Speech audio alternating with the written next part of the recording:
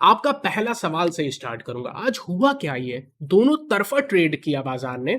In fact नया life time high बना और फिर ऐसा गिरावट की कि लग ही नहीं रहा है बाजार मजबूत है। हुआ क्या है, देखो, जो लोग रोज फॉलो करते हैं, जिन्होंने कल का वीडियो देखा था, वो बिल्कुल भी सरप्राइज नहीं होंगे। ये है 13 जुलाई एक्सपायरी का सेटअप जो कल दिया था। यहाँ पे आप देख सकते हो, एक पॉइंट मैंने बहुत इंटरेस्टिंग मैनर में लिखा था कि यार कुछ देखने को मिल रहा है कि बड़े प्लेयर्स शॉर्ट कर रहे हैं दबा के 19,500 19,600 के रेंज में। कल ये बोली थी। कल के सेटअप में आप लेवल देखो, रेजिस्टेंस का जोन दिया था 19,500 से 600 का। आज आप हाई देखे 19,550, बिल्कुल मिडिल से ही ऑलमोस्ट घूम गया, थोड़ा ऊपर से ही। क्लोजिंग बेसिस पे मंदी पोजीशन की स्टॉप लॉस दी थी 525 की क्लोजिंग बेसिस पे, इसीलिए सी लिखा हुआ है। बोला था इंट्राडे में कुछ भी होगा, क्लोजिंग इंपॉर्टेंट है कल की, क्योंकि बड़ी खबरों के बाद की आज क्लोजिंग है। और आज आप देखिए, ये क्रिटिकल लेवल के ऊपर क्लोज होने में सक्षम नहीं रहा बाजार। सवाल है क्यों। कल का ट्रेडिंग सेशन, अगर आप एफआईआई का डेटा देखोगे, और आपने कमेंट में भी लिखा था, मैंने नोट किया है, कल आपको बहुत दिनों बाद कैश में बिकवाली देखने को मिली है, जो आप पॉइंट आउट कर रहे थे कमेंट में। लेकिन दोस्तों, वो इतना इंटरेस्टिंग नहीं है जितना पिछले 4 सेशन में स्टॉक फ्यूचर में एफआईआई ने लगभग 7,500 करोड़ की बिकवाली कर दी है। 4 सेशन में आपको पता नहीं चला, क्यों? क्योंकि स्टॉक फ्यूचर में किया है। हम लोग क्या देख रहे थे, कैश ही देखते रह गए। नहीं, मेरे पास पूरा डेटा है, हर दिन का डेटा है, हर सेगमेंट का डेटा है, मैं देख रहा हूं। पिछले 4 दिन में मैं एक चीज तो कहूंगा, 7 जुलाई के बाद एफआई का डेटा थोड़ा वीक होना शुरू कर दिया है। अब वो मजबूती नहीं आ रही है। पहले एफआईआई अगर एक तरफा जबरदस्त खरीद रहे थे, तो अब ये फ्लैट से थोड़ा नीचे घूमने की कोशिश कर रहा है, पिवट होने की कोशिश कर रहा है। अभी एग्जैक्ट पिवट नहीं हुई है, लेकिन प्लीज इस डेटा पे ध्यान रखिएगा। और इसी के बेसिस पे कल हम लोग ने कहा था कि एफआईआई शॉर्ट पोजीशन बना रहे, और आज आपका इंडेक्स अगर नहीं बढ़ पाया 19,500 के ऊपर, उसका रीजन है कि बड़े खिलाड़ियों ने बढ़ने नहीं दिया। मैं आपको बताता हूं, अगर आप निफ्टी का इंडेक्स देखोगे 15 मिनट के टाइम फ्रेम में, काफी ऊपर गया, ब्रेकआउट दिया। ऑलमोस्ट सारे रिटेल ट्रेडर को लगा होगा ब्रेकआउट दिया, एक्सेप्ट फॉर द वन जिन्होंने ये रेंज 19,500 19,600 की दी थी। और 600 की रेंज मैंने कल ही बढ़ाई थी, क्योंकि यहां पे कल का डेटा मेरे पास तो सारा है, कॉपी पे लिखा हुआ है। यहां पर 1,50,00,000 कॉन्ट्रैक्ट बैठे थे कल के सेशन में, इसलिए 600 की रेंज ऐड की थी, जो मैंने पहले नहीं देखा था पूरे हफ्ते में। इनफैक्ट आज तो रिकॉर्ड बना दिया। आज 19,600 पे 4 करोड़ कॉन्ट्रैक्ट बैठे थे, 4 करोड़, बाप रे बाप, crazy crazy crazy crazy. Anyways, मैं आपसे चर्चा कर रहा था इस लेवल की, कि ऊपर से नीचे गिरा है। अच्छा, सेम चीज अगर मैं आपको रिलायंस का शेयर दिखा दूं, क्योंकि अगर आप एफआईआई हो, दबा के पैसा है आपके पास और स्टॉक्स भी हैं, अगर आपको इंडेक्स को मैनेज करना है, या दूसरे शब्दों में बोलूं मैनिपुलेट करना है, तो रिलायंस का तो यूज करोगे ही। क्या आपको रिलायंस और निफ्टी के चार्ट में कुछ सिमिलैरिटी दिख रही है?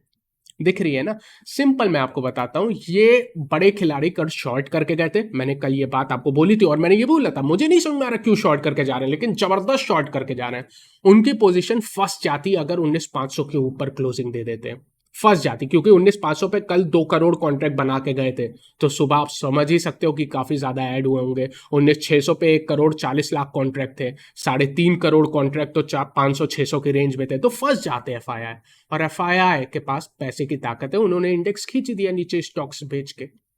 और ये डेटा मैं आपको और डिटेल में दिखाऊंगा। एडवांस डिक्लाइन देखो ना, ब्रॉडर मार्केट शुरू हुआ था, एक शेयर गिर रहा था, 4 शेयर बढ़ रहे थे। सोचो, इस टाइप की मजबूती थी। और दिन के लास्ट में एडवांस डिक्लाइन जानते हो, एक शेयर बढ़ रहा था, 2 शेयर गिर रहे थे, 0.5 पे आ गया। इस टाइप की बिकवाली करके इंडेक्स को मैनेज किया गया है। अब इसमें देखो, दो पक्ष हो सकते हैं आपके, और कमेंट सेक्शन में दो टाइप के लोग मिलेंगे।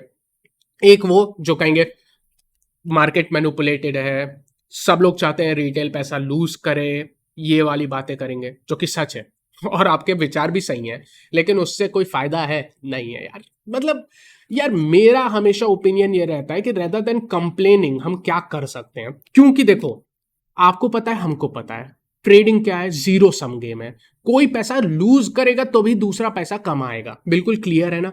अगर आप रिटेल ट्रेडर हो, तो आप एफआईआई से लड़ाई नहीं कर सकते हो, नहीं कर सकते हो। इसीलिए तो मैं आपको कल का डेटा, या हमेशा डेटा बताता हूं कि क्या कर रहे हैं बड़े खिलाड़ी।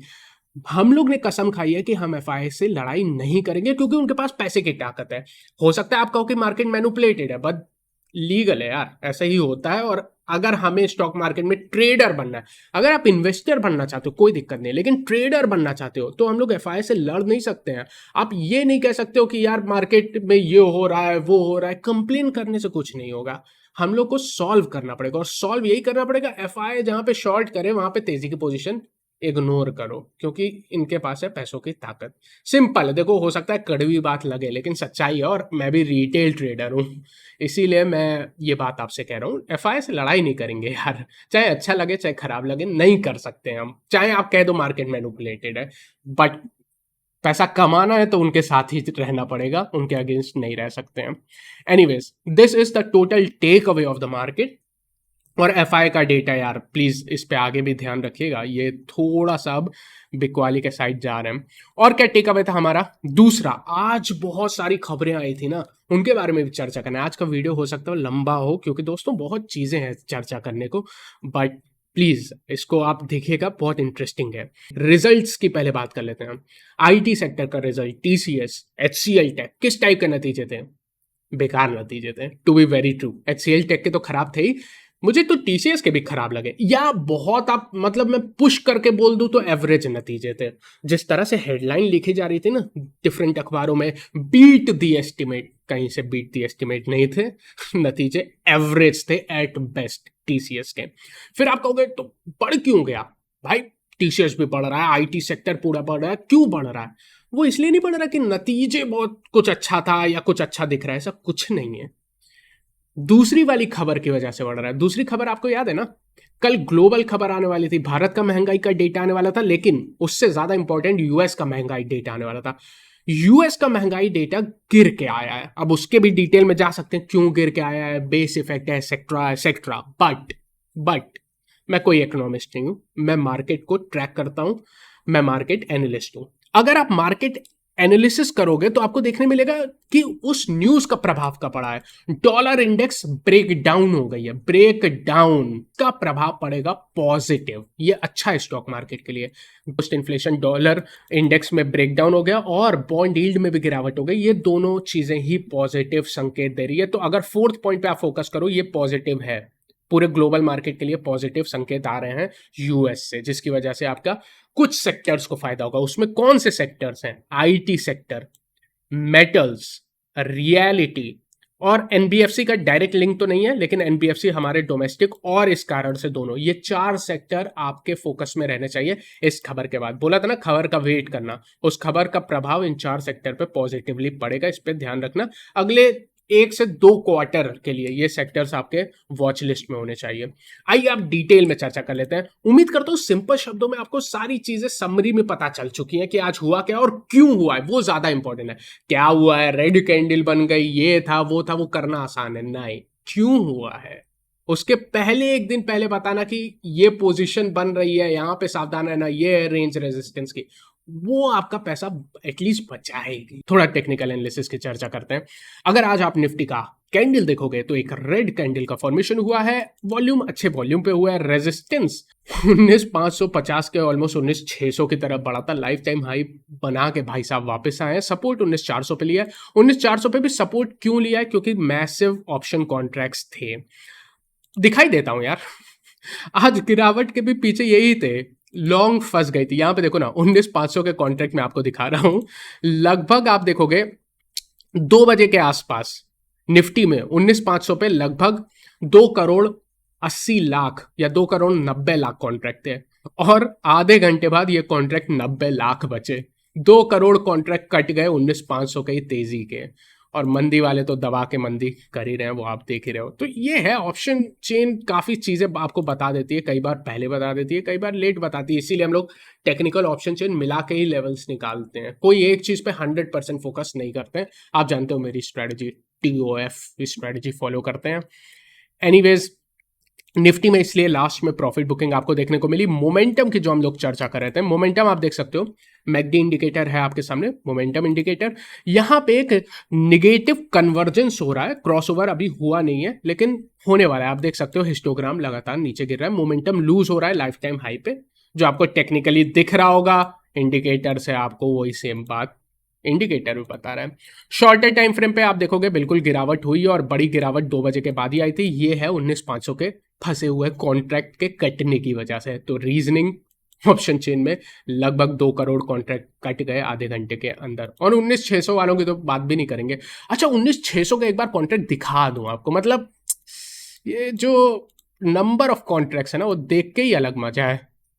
4 करोड़ कॉन्ट्रैक्ट 4 करोड़ मंदी के कॉन्ट्रैक्ट एक स्ट्राइक पे 19,600 पे। ये है ऑप्शन में ट्रेडिंग, जबरदस्त, क्रेजी। अच्छा, वो न्यूज याद आ गई, बैंक निफ्टी की फिर से एक्सपायरी चेंज होने वाली है, उसके बारे में फिर चर्चा करेंगे, वो भी न्यूज है। एनीवेज, ऑप्शन चेन पे चलें। देखो, ऑप्शन चेन में ज्यादा कुछ है ही नहीं, बट फिर भी एक चीज निकल के आता है कि आपकी निफ्टी की ऑप्शन चेन, हम लोग बैंक निफ्टी पे बैठे हैं, एक सेकंड में बस इसको निफ्टी कर दूं, रेजिस्टेंस निकल के आता है, बाकी कुछ आज डेटा है ही नहीं ना, एक्सपायरी हो गई भाई, कल डेटा बनेगा, आज कुछ भी नहीं है, बट छोटा डेटा है। 19,500 रेजिस्टेंस है। क्यों रेजिस्टेंस है यार? 95 लाख, मतलब सीरीज शुरू हुई है, 95 लाख कॉन्ट्रैक्ट बने बैठे हैं, मजा आया। 75 लाख कॉन्ट्रैक्ट आज जुड़े हैं, उसी के साथ 66 लाख कॉन्ट्रैक्ट 19,500 पे फंस गए हैं। वैसे 666 का नंबर दिख रहा है, 666 माना जाता है अनलकी नंबर है क्रिश्चियनिटी में, आई थिंक जो क्रिश्चियंस है दे कैन टेल बेटर। यहाँ पे बना बैठा है ये, तो बुल्स के लिए मे बी ये अच्छा साइन नहीं है। एनीवेज, एक ही चीज निकल के आती है, पुट कॉल रेशियो निफ्टी की कितनी चली है? 0.89 है। हल्की सी निगेटिव है, हल्की सी बेरिश है, लेकिन इतनी भी बेरिश नहीं, कुछ एक्शन होगा इसकी वजह से, तो छोड़ दो, भूल जाओ। एडवांस डिक्लाइन यार, एडी निफ्टी में 50 कंपनी, एनएससी में 1850 company, mid cap small cap हर जगह प्रॉफिट बुकिंग आई है। आप देखोगे आज ये 0.48 पे था, यानी इसका मतलब है एक शेयर जो बढ़ रहा था, 2 शेयर गिर रहे थे। निफ्टी 50 में यही चीज आप देखोगे, 18 शेयर पॉजिटिव थे और 32 शेयर निगेटिव थे। इसके बाद वॉलिटिलिटी इंडेक्स की भी चर्चा, क्योंकि परंपरा को आगे बढ़ाना है। वॉलिटिलिटी इंडेक्स 10.9 पे है। देखो यार, वॉलिटिलिटी इंडेक्स के बारे में कल एक चीज बोली थी, अब यही चलेगा लंबा। क्या है? नीचे 10.6 पे सपोर्ट ले लेगा, ऊपर 11.8 पे रेजिस्टेंस ले लेगा, इसके बीच में वॉलिटिलिटी इंडेक्स चल रहा है। चलने दो, कुछ नहीं बात करेंगे इसकी। वॉलिटिलिटी इंडेक्स कई बार आप सोचते हो कि ये बताता क्यों है, समझ नहीं आता। देखो, वॉलिटिलिटी इंडेक्स बताता इसलिए हूं क्योंकि ऑप्शन प्राइसिंग डिपेंड करती है। अगर आप ऑप्शन बायर हो ना, तो वॉलिटिलिटी इंडेक्स पे, आईवी पे आपकी ऑप्शन की प्राइस डिपेंड करती है। अगर आप लोअर वॉलिटिलिटी पे ऑप्शन खरीदोगे तो सस्ते मिलेंगे, आपकी प्रॉफिट करने की प्रोबेबिलिटी बढ़ जाती है। इसलिए बात करता हूं विक्स की। आज बहुत, मतलब आज पहली बार शायद ये एक्सप्लेन कर रहा हूं मैं। एनीवेज, एक ऑप्शन ग्रीक का वीडियो था, उसमें एक्सप्लेन किया हुआ है, तो वो आपने नहीं देखा तो देखोगे ना, प्लीज देख लेना प्लीज। बैंक निफ्टी की भी चर्चा करनी है। बैंक निफ्टी पे आओगे तो आज फिर से एक रेड कैंडल, बैंक निफ्टी नहीं मानेगा भाई, लाल पे लाल, लाल पे लाल, हरा कलर बैंक निफ्टी को याद ही नहीं है बेचारे को, एक हफ्ते हो गए लाल कलर में। एनीवेज, वॉल्यूम देख रहे हो, क्या जबरदस्त वॉल्यूम पे रेड कैंडल का फॉर्मेशन हुआ है, बिल्कुल रेंज के लोअर साइड पे आ रहा है। आप देखोगे इसने रेजिस्टेंस बिल्कुल 45,000 पे कल बोला था ना, जबरदस्त मंदी के कॉन्ट्रैक्ट थे, ये तो निकाल भी नहीं पाया 45,000।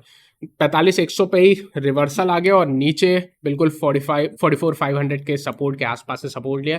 कुछ कहने का नहीं, लेकिन कहने का यहाँ पे है मोमेंटम इंडिकेटर में। देखो, निफ्टी में क्रॉसओवर नहीं हुआ, यहाँ पे निगेटिव कन्वर्जेंस के साथ निगेटिव क्रॉसओवर भी हो गया। आज पहला दिन है, कई बार ये इंडिकेटर एक क्रॉसओवर के बाद फिर से वापस आ जाता है, तो नोट कर लो, ज्यादा इस पे आप फोकस मत करो, बट डेफिनेटली मोमेंटम तो वीक हो ही रहा है ना, डेफिनेटली लाइफ टाइम हाई पे एकदम टॉप पे मोमेंटम वीक हो रहा है, ये आपको दिख रहा है। बैंक निफ्टी में भी शॉर्टर टाइम फ्रेम पे देखोगे तो तेजी के कॉन्ट्रैक्ट जो 45,000 के ऊपर गए थे ना, वही फंसे हुए हैं और उसके बाद बड़ी गिरावट आई है। निफ्टी, बैंक निफ्टी भारी भारी भारी भारी गिरावट। बैंक निफ्टी के ऑप्शन चेन पे चलोगे? बिल्कुल नहीं चलेंगे भाई, एकदम खाली है, नहीं जाऊंगा, कुछ है ही नहीं, डेटा ही नहीं है। बट पुट कॉल रेशियो तो बताना पड़ेगा। बैंक निफ्टी का पुट कॉल रेशियो दोस्तों 0.79 पे है, थोड़ा बढ़ के आया है, बेयरिश साइड पे है, लेकिन पहले जितना भी बेयरिश नहीं है, कल जितना बेयरिश था।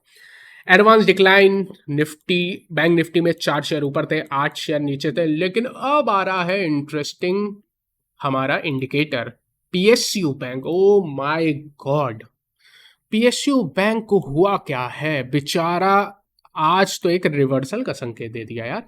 बेरिश एनगल्फिंग का फॉर्मेशन है, 2.5% नीचे गिरा है, और क्या अंडर परफॉर्मेंस की है इस सेक्टर ने। मे बी एक्चुअली ये आपका बैंक निफ्टी के पीएसयू सेक्टर्स में जो कमजोरी दिख रही है उसका ये भी प्रभाव है कि रोटेशन हो रहा है, आपका आईटी सेक्टर मजबूत हो रहा है। जो 4 सेक्टर आपको पता है ना, आप देखोगे वहां पे रोटेशन होगा जब आपका डॉलर इंडेक्स गिरेगा, ग्लोबल मजबूत होगा, तो आईटी और मेटल्स, रियलिटी और एनबीएफसीज, ये 4 सेक्टर फोकस में फिलहाल तो है। इसके बाद बैंक निफ्टी के ऑप्शन चेन और सारी चीजें कर चुके हैं। स्ट्रैटेजी पे सीधे आते हैं ना, सब तो हो ही गया। अब हम लोग अगर स्ट्रैटेजी पे आते हैं, ऑब्वियसली आज एक्सपायरी है, डेटा नहीं है, तो डेटा के लिए वेट एंड वॉच करना चाहिए। लंबा ट्रेंड अभी भी इंटैक्ट है, लेकिन ऊपर के लेवल पे हल्का सा दिख रहा है मोमेंटम वीक हो रहा है। बहुत सिंपल है यार अब मामला। सबसे पहले ऊपर की ही बात कर लें। देखो Nifty again same level 19,525 closing basis पे, अगर इससे ऊपर क्लोजिंग मिलती है तो नई तेजी है। रोज बोल रहा हूं, आज भी बोलूंगा, आज आप देखोगे नहीं क्लोज कर पाया तो ये लेवल पे ध्यान रखना, याद कर लो। और अगर इंट्राडे में आप स्टॉप लॉस लगाना चाहते हो, अगर आप मंदी साइड पे हो, तो आज का हाई लगा सकते हो जो ऑलमोस्ट 19,570 के आसपास है, तो उसको भी एज अ स्टॉप लॉस आप यूज कर सकते हो। बट क्लोजिंग बेसिस पे 19,525 इज मोर देन इनफ। ठीक है, रेजिस्टेंस की रेंज 19,500 19,600 है, कोई बदलाव नहीं है। इनफैक्ट आज वो फिर से प्रूफ हो गई है कि ये सही है। नीचे पहली सपोर्ट 19,325 से 19,275 की है। ये इंट्राडे ट्रेडर्स हैं, स्कैल्पर्स हैं, उनके लिए काफी यूजफुल रेंज है, तो इस पे ध्यान रखें। अगर आप यहां पे एंट्री करते हो बुलिश साइड पे, तो स्टॉप लॉस है 19,250 की। बट देखो जितने भी ट्रेडर्स हैं बुलिश साइड पे ट्रेड करना चाहते हैं, प्लीज अगर 19,100 19,000 की रेंज में आता है, ये डेफिनेट रेंज है, बहुत बेस्ट रेंज है जहां पे बुलिश साइड एंट्री करनी चाहिए। बेस्ट रेंज है, एक बार तो यहाँ पे करनी ही चाहिए। यहाँ के स्टॉप लॉस 18,970 की बनती है। बैंक निफ्टी पे यार पूरा गला सूख गया। बैंक निफ्टी में रेजिस्टेंस की पहले चर्चा कर लेते हैं। 45,000 भाई बहुत बड़ा, एक ही लेवल लिख लो आप। कल भी बोला था 45,000, आज भी बोलता हूं। वैसे रेंज है ये, आप जानते हो कोई भी रेजिस्टेंस का एग्जैक्ट लेवल नहीं होता, एक जोन होती है। तो जोन जो निकल के आती है वो 45,000 से 45,200 है, ये पूरी पहली रेजिस्टेंस की जोन है। लेकिन एक लेवल जिसे चाहिए वो 45,000 है, और अभी से ही बैठे होंगे वहां पे कॉन्ट्रैक्ट। बट सेकेंड रेंज 45,400 से 45,500 है, ये रियल रेंज है, बड़ी रेंज है। और स्टॉप लॉस इसका मतलब है कि जो लेवल के ऊपर बैंक निफ्टी तेजी करेगा, देखो निफ्टी में 19,525 है, याद हो गया ना। बैंक निफ्टी में यही क्लोजिंग बेसिस पे 45,400 है। अगर 45,400 के ऊपर बैंक निफ्टी क्लोज कर देता तो नई तेजी के लिए तैयार हो जाएगा। नीचे के साइड, नीचे बैंक निफ्टी शिफ्ट हो रही है यार रेंज। पहली सपोर्ट है जहां पे चल रहा है 44,600 से 44,500, पहली सपोर्ट रेंज है। पता नहीं बचेगा कि नहीं, डेटा है ही नहीं यार, आई डोंट नो। लेकिन नीचे जो अच्छा लेवल निकल के आता है, ये आपका टेक्निकल से निकल के आता है 43,300 से 43,100। अगर यहाँ पे आता है तो एक बार डेफिनेटली ट्राई कर सकते हो। यहाँ पे स्टॉप लॉस बनती है, या तो आप 45,000 रखो, 44,000 रखो। मैं गलत बोलता हूँ तुरंत आप लोग कमेंट सेक्शन में स्माइली इमोजी के साथ वो जो आंसू निकलता रहता है खुशी से, वो डाल देते हो, सर 45,000 बोल दिया। नहीं सर, सही कर दिया, और मैं एडिट में भी कर देता हूं तो भी बोलते हो आप लोग यार। 44,000 की स्टॉप लॉस है, या 43,950, मेरी प्रेफरेंस रहेगी 43,950 की, बट आप अपनी पॉकेट की भी प्रेफरेंस चेक कर लेना। एनीवेज, ये थे पूरे लेवल, ये थी पूरी स्ट्रेटेजी, काफी चीजों की चर्चा की है। बड़ा मजा है यार आज के ट्रेडिंग सेशन में, मतलब इस टाइप का ट्रेडिंग सेशन ट्रेडर्स के लिए अच्छा है। उम्मीद करता हूं ये एनालिसिस आपको पसंद आया। अगर ऐसा है तो उसको लाइक करें, चैनल को सब्सक्राइब करें।